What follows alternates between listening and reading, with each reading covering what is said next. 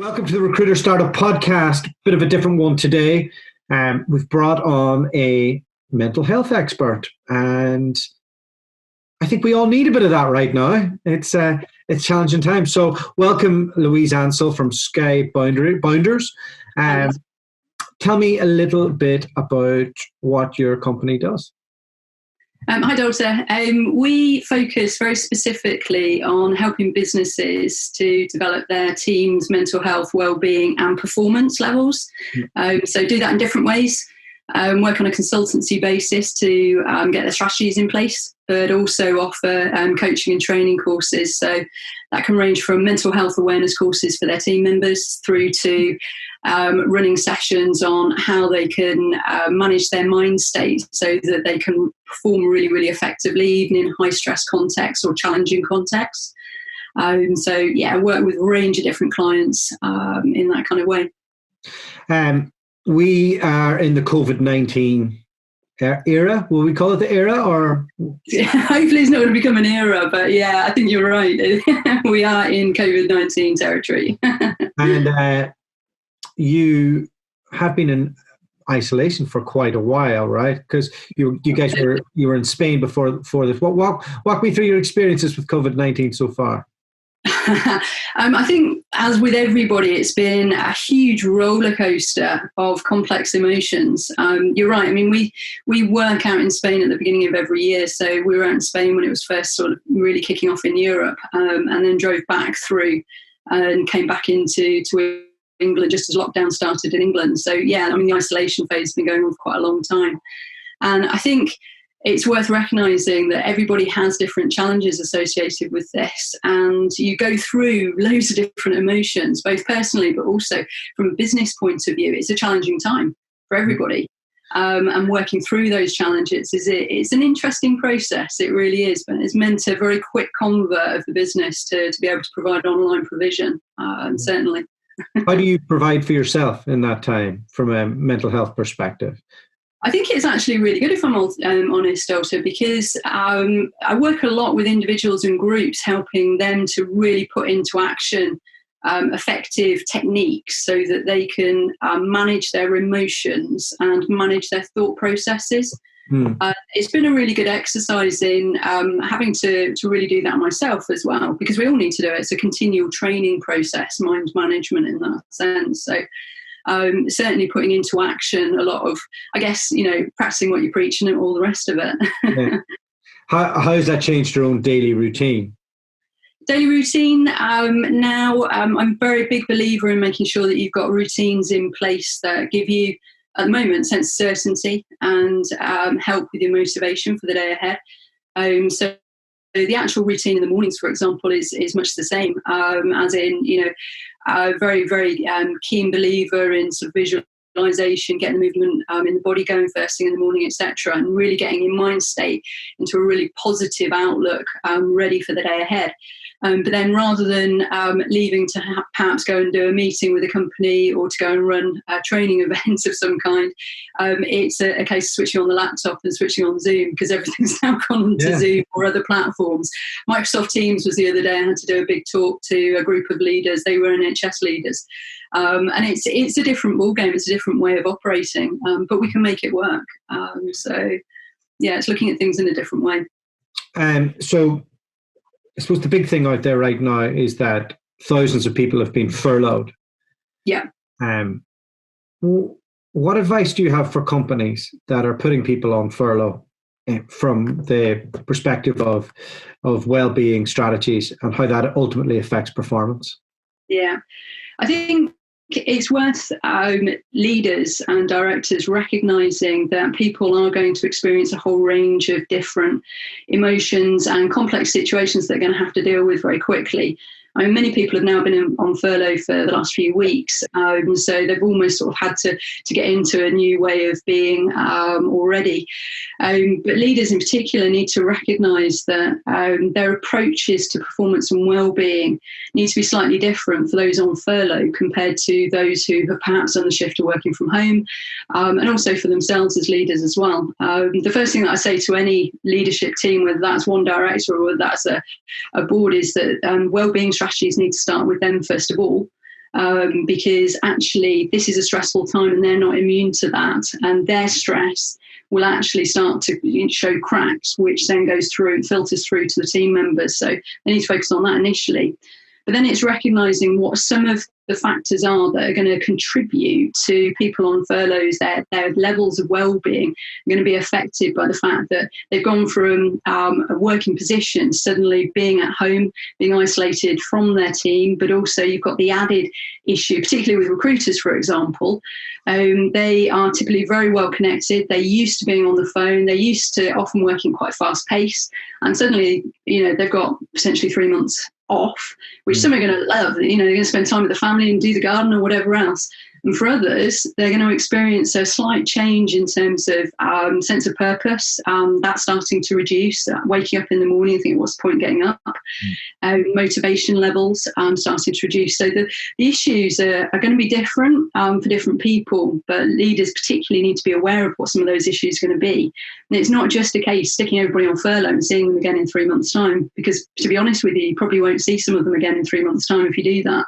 I'm quite sort of strong about the fact that actually these people need to feel a sense of connection still with the business. They're still part of your team, and they need to make sure that there's actually that communication and connection still happening. And that can be done obviously not for work purposes, but checking in on them, seeing how they're getting on, encouraging them, so your team members that are on furlough, to actually communicate together. So they've still got that team atmosphere still going. The other thing as well is recognising that furlough is a potential opportunity for people to really learn and to dive into projects and things in different ways. And people can view it that way. It's like, okay, we've got potentially 3 months now. What projects are you going to set up for yourself? And that doesn't need to be work related, obviously, but it can be connected.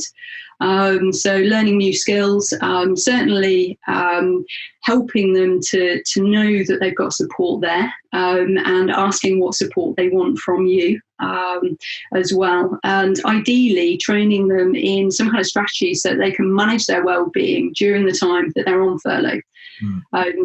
Well-being strategies training is another way of doing that. You said it starts from the leadership perspective, and then it trickles down from there. What can that leader be doing on his daily schedule to make sure that things are in check?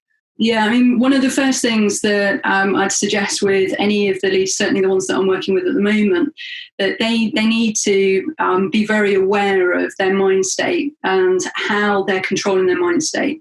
The ability to actually switch mind state quite quickly is one of the greatest skills you can ever learn. It's actually really important for a leader as well. So, for example, if you're in a state of fear, anxiety, not quite sure what the future holds and everything, if that's allowed to continue, that's going to affect how you think and how you behave.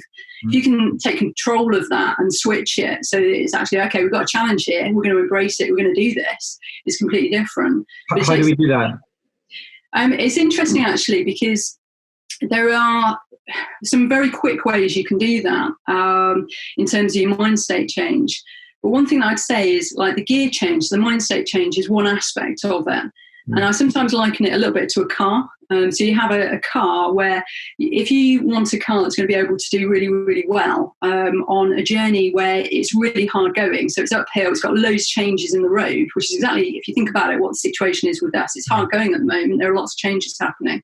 That car actually needs to have really good fuel in it. It needs to be maintained well. But it also needs to be able to change gear. The mind state changes is the gear changes. So gear changes in terms of your brain can happen very quickly through your physiology, using your physiology really effectively. Yeah. So, for example, when somebody's anxious, etc., they tend to tense up, and you've got their neuro association and the body-mind connection, where if you're tense, you send messages to your brain that you're not okay. If you sit your shoulders back, deep breaths in, you're sending a message to your brain that you're okay and you're in control. So that's one little aspect of it. Another aspect of it is my posture a little bit there. Yeah. So it's okay. Yeah, I mean, we kind of laugh about it. It was that whole power pose. It works when you try it. As soon as you do it, it's a change. You're sending a message to your brain that you're in control. So that's one aspect of it. Another aspect of it is keeping real close check on what your head's doing in terms of the little voices you get. So you get little voices that sort of say, I can't do this, I want to stop the world and get off, can't cope, I'm overwhelmed, all of that stuff. And it's this chatter in the background. It makes a really big difference. You get control of that voice and flip it to say, okay, I'm in control here. I got this. And you change that voice in your mind. And then the very third thing is your focus. If you're so focused on one particular thing and it's not working for you in terms of your mind state, your emotions, change that focus, even for a moment. And it can literally be the case of you're working at your laptop or you're on the phone, it's not working. Right, stick it all away just for a moment, change environment. It could be to go to a different room. It could be that you go and think about something else or blast some music in your ears. They're very quick mind state changes. Music in particular is really effective with people. You can have playlists for different mood states that you want. So, for example, I've got a revving up Lou playlist. So if I'm going to go into a big event that might actually make me feel a bit wobbly, because at the end of the day, we're all human, that playlist goes on. It's got that pumped up music. And it's like, yeah, I can do this. I'm on fire. If I want to chill down, then it's a completely different playlist. So there are lots of different, I'm just giving you some very quick examples. But that's one way that you can actually change the gears, if you like. But that only really works on an ongoing basis if you've got the maintenance and the fuel sorted. And the maintenance side of it, when it comes to your brain, is to do with your rituals and to do with your routines. But it's also to do with your belief systems as well. So actually working out what really works effectively for you and putting it in place, putting it into action and making yourself do things in terms of your routines. That one's an interesting one. So I listen to a lot of Joe Rogan. Yeah. And he does a thing on a Sunday where he writes down all the things that he's promised himself following week. So he's like, I'll do 3 10Ks, 2 yoga sessions, 3 weight sessions, a jiu-jitsu class, and something else that's creative. And I think that's an awesome way. And then the last few days, I found myself kind of plateauing. We were in America, kind of came back here, and then it's just like, it was great because the weather was good and having a few drinks every night, working away. Looks like the business is going to be okay. Things are okay. And then I found, maybe I didn't eat the right food for a few days, or I drank a little bit too much. So the last 2 days, I haven't had a drink, and I'll probably not for the next little while, because I could see my body was saying, hey, this isn't, you're not out of this yet. How important is it to listen to those signals? Hugely important. The first step of any of this is getting a real acute awareness of how your body and mind is feeling with different things. So what you just mentioned there, particularly with the alcohol, for example, is a classic one, because at the moment I think alcohol consumption in this country has just skyrocketed, and it's totally understandable. It's one of the main coping strategies people have whenever they experience any kind of stress. So it's understandable, but it's interesting because your alcohol, if you view that as part of your fuel, and then if you're doing it every night or you're drinking a lot every night, that becomes part of your rituals and your routine. So it's the two working together. And it's interesting because at points of stress like now, what people often do is their alcohol intake increases and their caffeine intake increase, their exercise decreases, and their sleep decreases. That's 4 examples of things that have a hugely important impact on your mood state. So alcohol, for example, although it's often linked to depression, is also highly linked to increased levels of anxiety, particularly the next day. So people who are feeling anxious and stressed out, they then have a drink to calm that down. The next day they feel anxious, stressed out again. So they then have a drink to calm it down. You haven't slept as well, so your physiology isn't as repaired. Right? Absolutely. So then the sleep pattern's disrupted, and it's really interesting seeing how quickly cognitive performance deteriorates with some of these things, because it only takes a reduced amount of sleep over one night for your cognitive functioning to be decreased the following day. So actually, from a performance point of view, all of these things actually do make an actual difference. So although we kind of say, increase your exercise, increase your sleep, it'll make you feel better, or decrease your alcohol, decrease your caffeine, or increase it, it could go both ways with that one. And we often say, it's going to make you feel better. It's not just about feeling better. it actually makes you perform better. You can focus more easily. The thing with anxiety, in particular, and anxiety is through the roof at the moment throughout the country and internationally.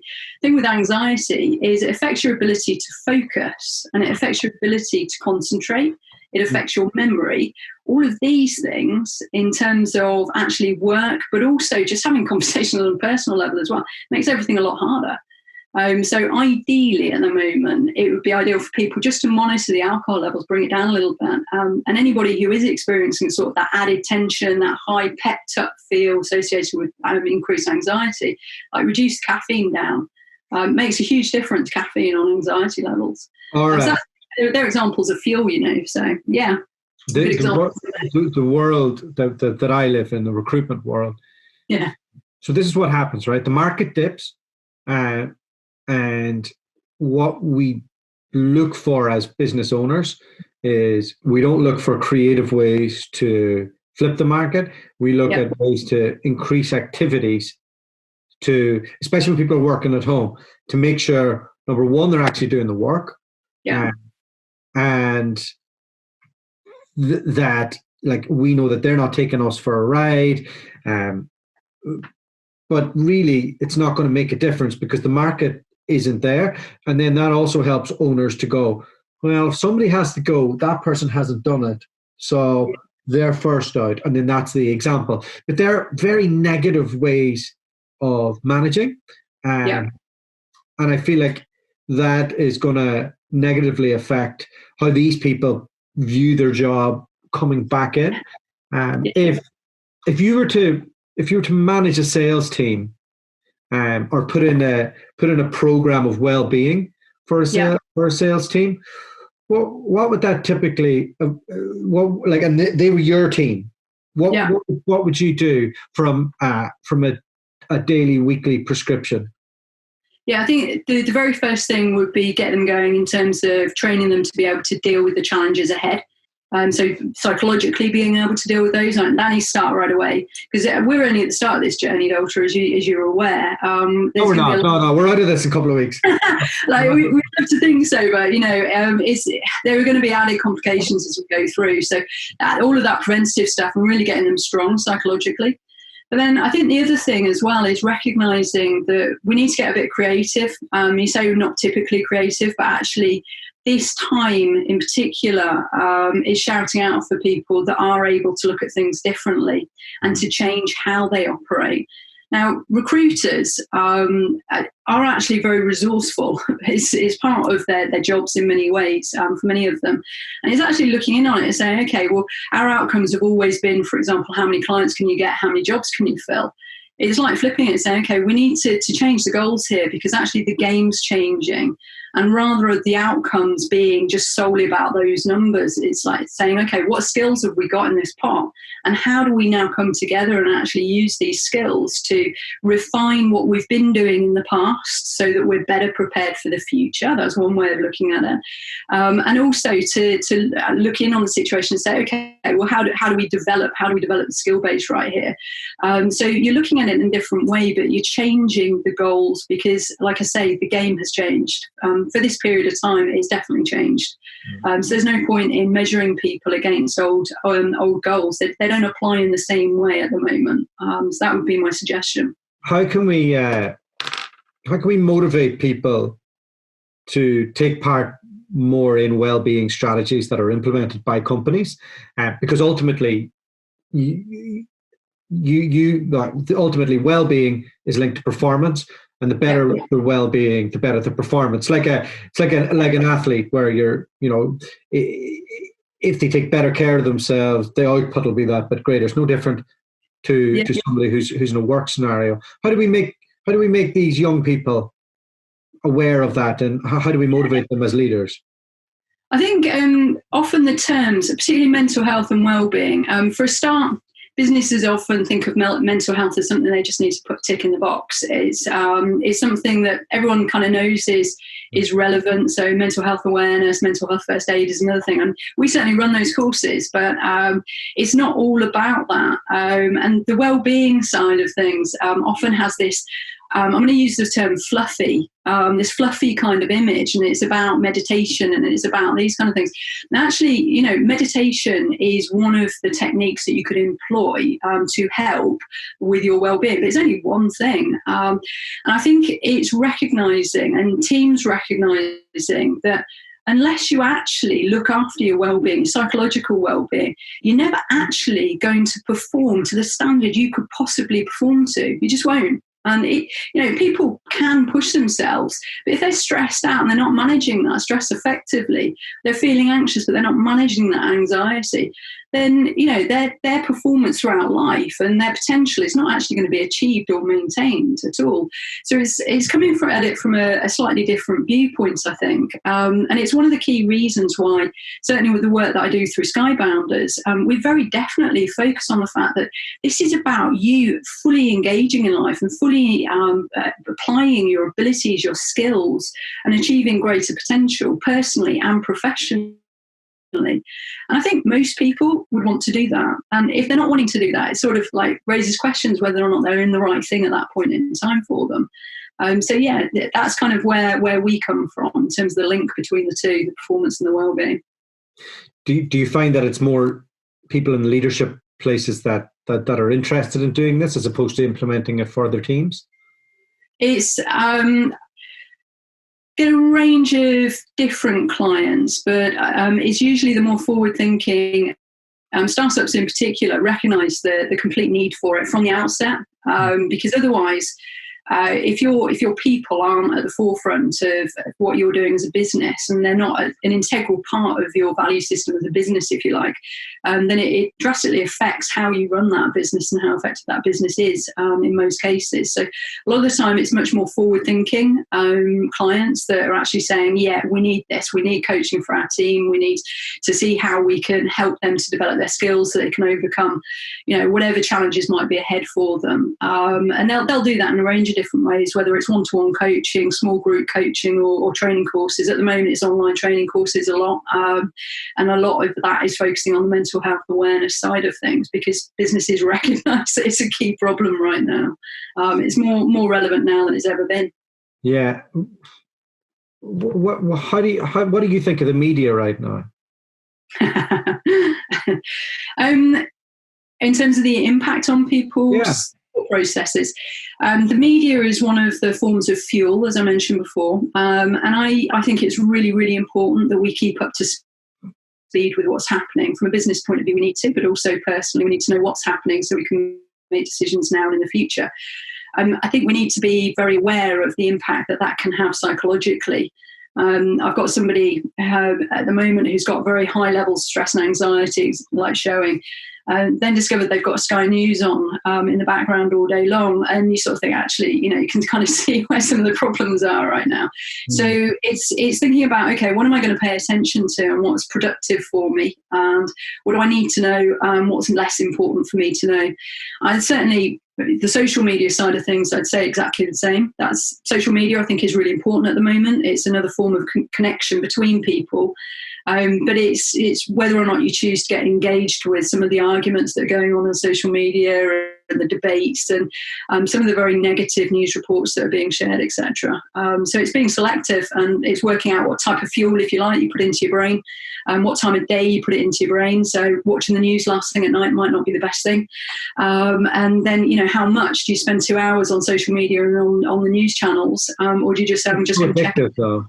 It's really hard, because obviously they've worked out this ticker of people dying is something that we constantly want to click on to see what's the latest. That's not doing anybody any good. Like, imagine if I had to see how many people were dying of cancer every day, all day. Like I'd be a vegan. It would be like, and so on and so forth with different diseases. Like I wouldn't leave the house.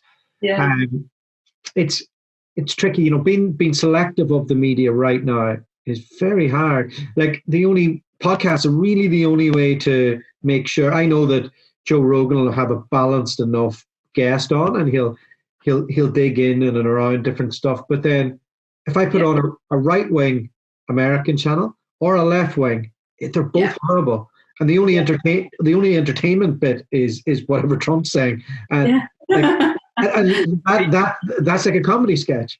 And then like I put on the British media, and Dominic Raab just doesn't answer any questions. It just says, "Oh, the NHS are heroes," and he just flips to that every time, and it's it's an incredibly frustrating time to consume media. Should people just turn it off? Like, I think it's monitoring and saying, okay, how is this helping me right now? And if it's not helping you, then if you don't need to know, then you turn it off. And it's also recognising that you don't necessarily need to listen to the full, let's say, the government talks in the afternoons. You can get the gist of what was said in a couple of bullet points afterwards, and you may not have to sit through that process of listening to the ins and the outs of it. So I think it's just limiting it. And just working out what's best for you and your well-being. I mean, myself and my partner, for example, had to take quite different approaches with that, because for them, the news, the statistics and everything is really concerning. And I'm not saying it's not for me, it's concerning, but it was having a really detrimental effect on their sort of thought processes. So it was a case of saying, okay, well, I'm going to keep check on it, but that's all. So, and then not feeling that desire, I guess, to share every single update with each other as well, which is another thing that happens. And I've noticed with people that I've worked with, they find that their conversations are very much focused on COVID-19 all the time. Because one person will pick up their phone, see an update and shout through, oh yeah, you never guess what's happening in, wherever it might be, or you never guess what's happening in care homes, you never guess what business has gone down. And it just becomes a continual conversation about COVID-19 when there's a lot more to life still. I know it's all encompassing right now, but there are other things in life as well that we also need to give our time and attention to. So to surmise some of the stuff that you've said, firstly, set your day up the right way, and get the right fuel, get the physical side. Make sure there's enough communication, community. You limit the media. Be goal orientated. Make sure you have some coping mechanisms. Is there anything else specifically I missed on? No, not at all. I think in some ways, it's funny because I realised when I was designing some of the programmes recently that it actually comes down to a lot of C words at the moment. So I think training for, not just the rude ones, training to be able to embrace the challenges that we've got ahead. So we've got the ability to deal with challenges. I think the second one is compassion. So leaders having compassion in the sense that compassion with themselves, but also the team, and recognising they're going to have loads of challenges. You then got the creative approach, so that resourcefulness, looking at things differently, and that's from business point of view, but also team members individually themselves. Seeing how people can connect, making sure that connection and communication is there. And I think the last thing as well is being able to contribute in some way. That sense of purpose is really important for people at the moment. So contribute business-wise, contribute in terms of helping other people.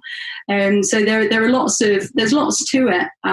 But yeah, they would be sort of some key things, both for leaders, but also team members as well. But it's always going to start with learn those strategies first of all. Learn the strategies to get yourself strong. How's this experience going to change the world? It's a broad question. Answer whatever way it comes to you. I tend to look at things from quite a positive angle. I think it's going to change the world in terms of how we view things. It's obviously going to shake it up. It's never going to go back to the way it was.